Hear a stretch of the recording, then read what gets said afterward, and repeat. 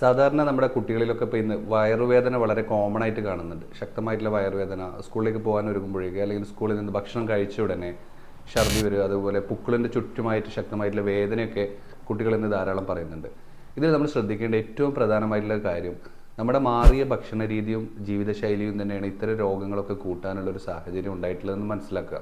അതിൽ ഏറ്റവും പ്രധാനമായിട്ടുള്ള ഒന്നാണ് പാക്കറ്റ് ഫുഡുകളുടെ അമിതമായിട്ടുള്ള ഉപയോഗം. നമ്മുടെ പല കുട്ടികളും പാക്കറ്റ് ഫുഡിനോട് അഡിക്റ്റഡ് ആണ് എന്ന് വേണമെങ്കിൽ പറയാം.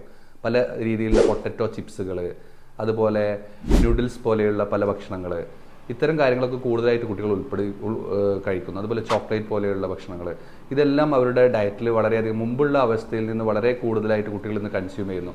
അത് കൂടുതലായിട്ട് ഉപയോഗിക്കുന്നത് അവരുടെ കലോറി കൂടുതലുള്ള ഭക്ഷണങ്ങൾ ഉൾപ്പെടുത്തുന്നത് മൂലം അമിതവണ്ണം ഒക്കെ വരാനുള്ള ഒരു സാഹചര്യം ഉണ്ടാവും. അതുപോലെ തന്നെ പ്രധാനമാണ് ഇത്തരം വയറിൽ ഉണ്ടാകുന്ന ഇൻഫെക്ഷൻസ്, കോമൺ ആയി വരുന്ന വയറുവേദനകൾക്കൊക്കെ ഒരു പ്രധാന കാരണം പാക്കറ്റ് ഫുഡാണ്. നിങ്ങൾ ആരെങ്കിലും അങ്ങനെ പാക്കറ്റ് ഫുഡ് നിരന്തരമായി നിങ്ങളുടെ കുട്ടികൾക്ക് നൽകുന്നുണ്ടോ ശ്രദ്ധിക്കുക. ഇത്തരം രോഗാവസ്ഥകളിലേക്ക് വഴിവെക്കും. അതുകൊണ്ട് നിർബന്ധമായിട്ടും അത്തരം അനാവശ്യമായിട്ട് നൽകുന്ന ഭക്ഷണ പദാർത്ഥങ്ങളും പാക്കറ്റ് ഫുഡ്സും പ്രോസസ്സഡ് ആയിട്ടുള്ള ഫുഡ്സിൻ്റെയും അളവ് കൃത്യമായിട്ട് നിജപ്പെടുത്താനും കുറക്കാനും പറ്റുമെങ്കിൽ ഒഴിവാക്കാനും ശ്രദ്ധിക്കുക. ഈ വിവരം എല്ലാ പാരൻസിനും നിങ്ങളൊന്ന് ഷെയർ ചെയ്യുക.